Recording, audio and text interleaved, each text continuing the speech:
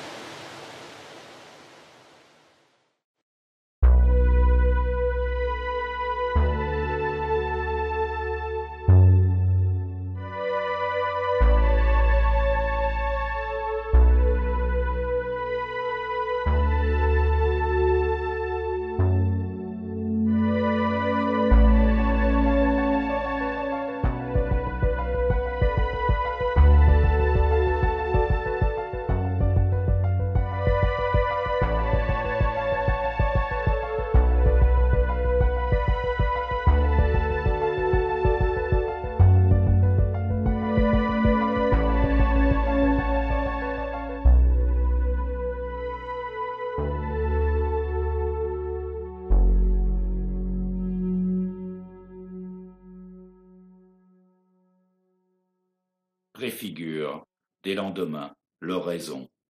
Ruine sur ruine, les dents acérées de la douleur, les intervalles exigus de la joie. Entrelacs de lumière et de sang, l'ombre de l'homme conserve l'intégrité de son énigme. Errante au détour du labyrinthe, mémorial de sa défunte gloire, elle mesure la nudité des murs, erratique parole au décombre, à signer. Signe l'archipel en déroute, l'informe, gravé sur le seuil mouvant des sables. Lui, en son plus pur dépouillement, la margelle où se recueille l'abandon. Terreur aux abords du gouffre hurlant. Maintenant cingle le vent. Disséminer les vestiges de l'antique raison, noir sur noir. Je veille, soucieux de sources limpides. Le désert, insomnieux, confirme la faune vérité. La clôture du champ, en l'étourdissante voix où tu t'évertues à déchiffrer, parmi les cris du feu, un murmure plus serein. Entre les murs, intermittents, lisses, filigranes, que tu lis, blanc sur blanc. Dédale, maître de l'harmonie et du jeu, voix, par l'austère jalonnement auquel tu assignes la succession de chaque instant, s'accomplit, résonances granitiques et solaires, la plus pure des éloges du vide.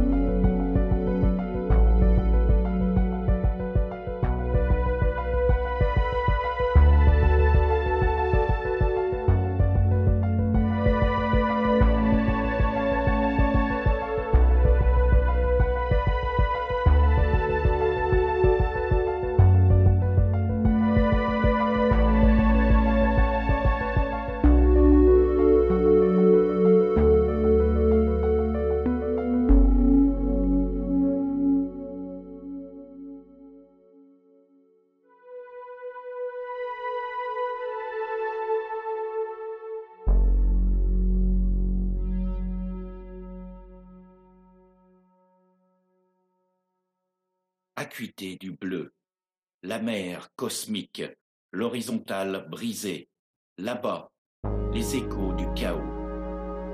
Fulguration de l'échine du zénith, effusion de grappes mordorées sur l'incarnat du jour, l'origine retournée.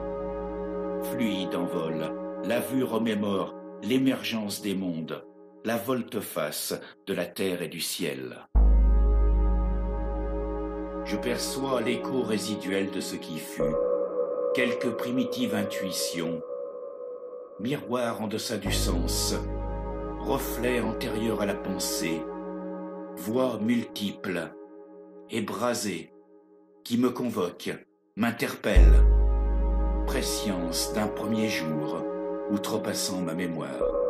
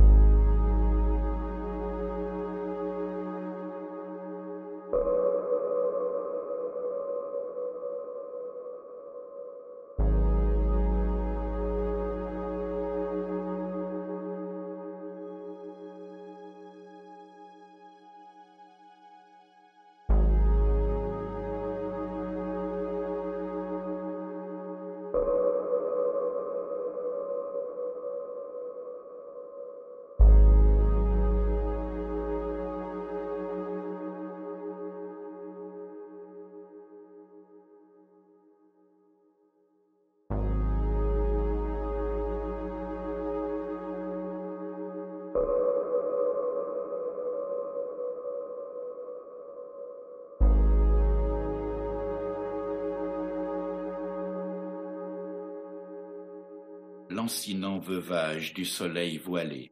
Figé, le vaste corps de la plaine se noie en ses opaques pleurs répandus. Échouée sur la terre, la lumière vieillissante s'immobilise, déchue, mortelle désormais. Brûlée d'un dernier feu, m'immerger en cette rudimentaire limpidité, tel est le lot de ma transformation qui vers toi me conduit, ô terre invisible qui en moi sommeille. En cette cruelle absence d'alternative, chemine l'innommé, le voyageur égaré, la rose des vents à la proue des sentiers. Lui qui, d'une éternelle jeunesse, entre l'ombre et la lumière, lui.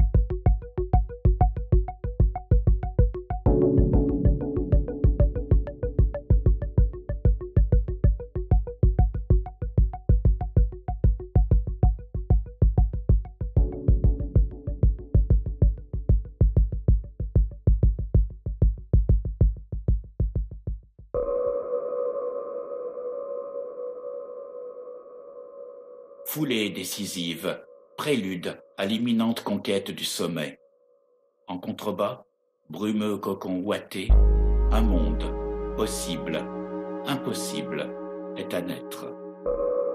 Agrippé au rocher luisant, la main dissimule l'ultime part de l'ombre, la face cachée de la mort, entre lacs de granit et de sang. Hauteur extrême du jour, s'embrase le sentier, s'éboule une falaise.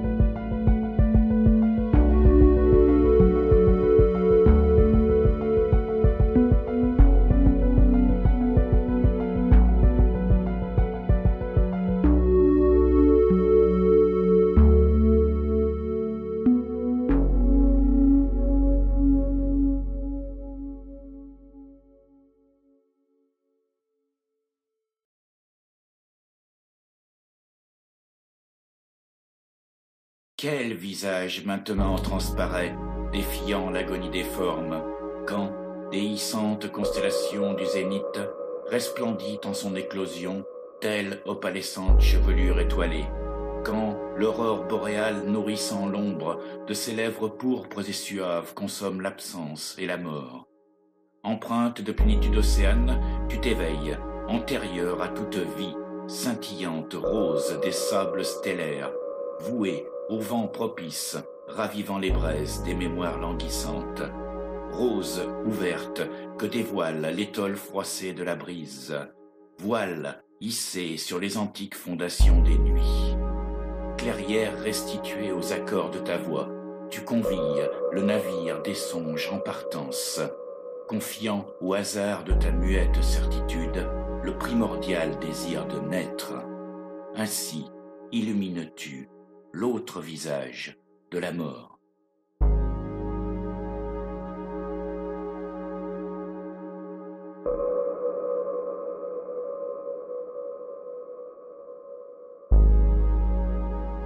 Qui est parvenu, ne serait-ce que dans une certaine mesure, à la liberté de la raison, ne peut rien se sentir d'autre sur terre que voyageur.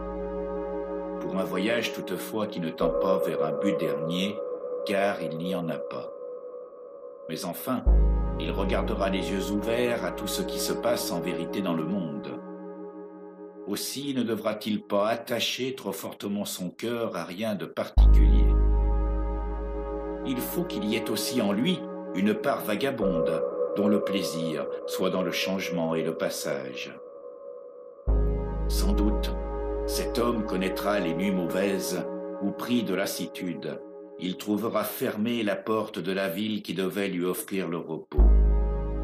Peut-être qu'en outre, comme en Orient, le désert s'étendra jusqu'à cette porte, que des bêtes de proie y feront entendre leur hurlement tantôt lointain, tantôt rapproché, qu'un vent violent se lèvera, que des brigands lui déroberont ses bêtes de somme. Alors, sans doute, la nuit terrifiante sera pour lui un autre désert tombant sur le désert, et il se sentira le cœur las de tous les voyages. Dès que le soleil matinal se lève, ardent comme une divinité polaire, que la ville s'ouvre, il verra peut-être sur les visages de ses habitants plus de désert encore, plus de saleté, de fourberie et d'insécurité que devant les portes.